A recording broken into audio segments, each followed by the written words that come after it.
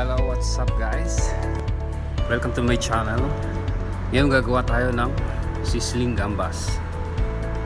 And here's our ingredients.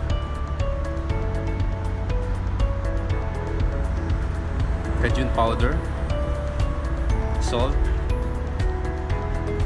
tomato sauce, chili flakes, butter, green capsicum, red capsicum or bell pepper, red onion, crushed pepper, garlic, lemon, and shrimp.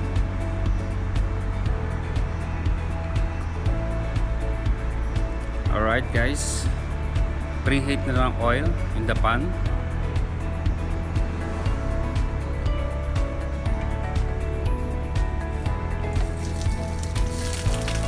Then put the butter.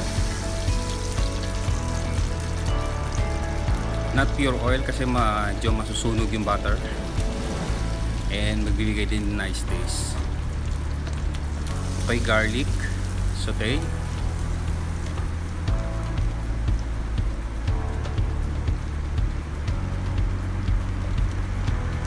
Next yung red onion. Saute lang.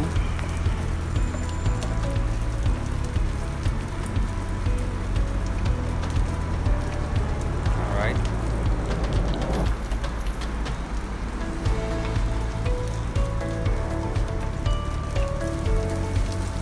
And then red capsicum.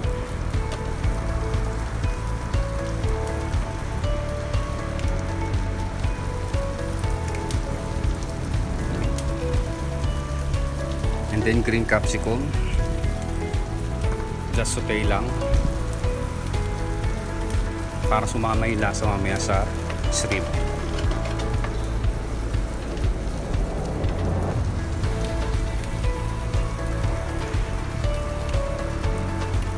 Okay, just saute lang. Toast like pro, like that. Alright.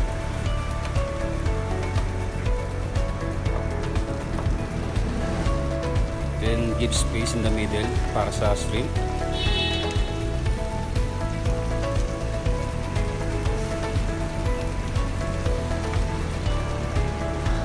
Yeah.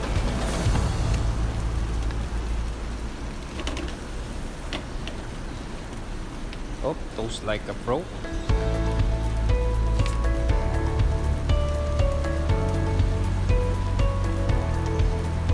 First lagay natin Cajun salt.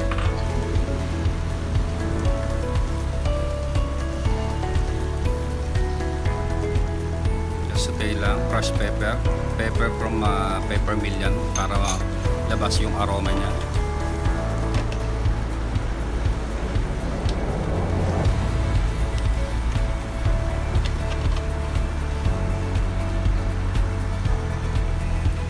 Saute lang.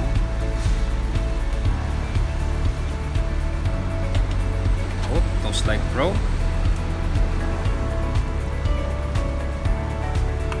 Lagyan natin chili flakes.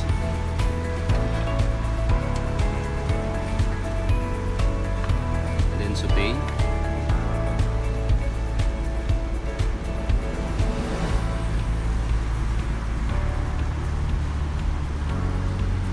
Cajun powder like 2 teaspoon. Pwede rin paprika kung wala kayong Cajun. At alam ko marami na rin Cajun powder, mga paprika powder, mga ganyan sa supermarket.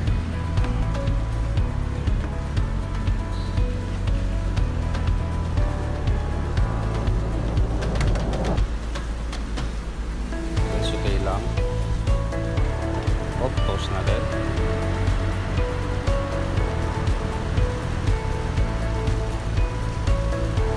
Lagyan natin tomato sauce.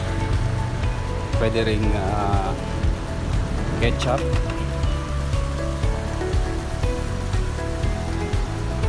And then dito maglalagay ako ng konting water para saucy. Medyo sauce, maraming sauce paglagay natin sa sizzling plate.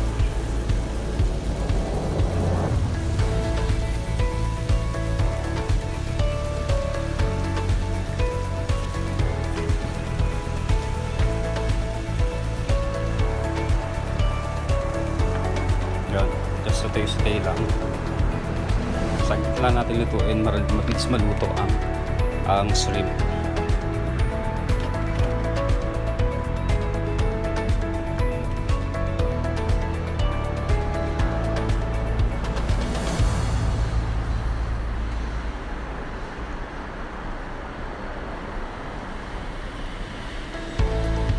Alright, ganda ng tsura, di ba?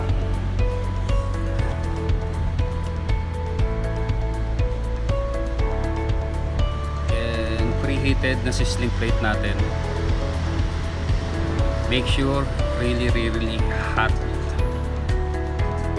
para maganda ang pagka-sizzling.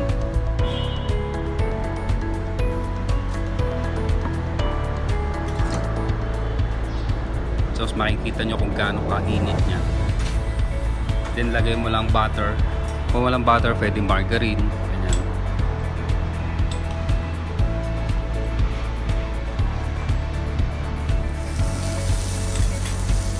Yan, dapat ganyan kainit, diba? Sizzling.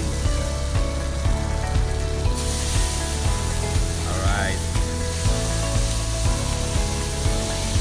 What a sizzling.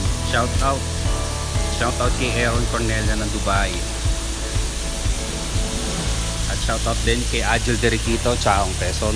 Thank you for watching.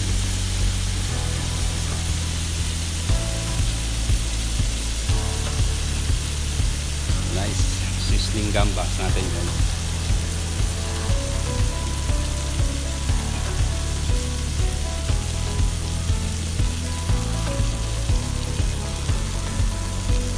Thank you for watching. Just hit subscribe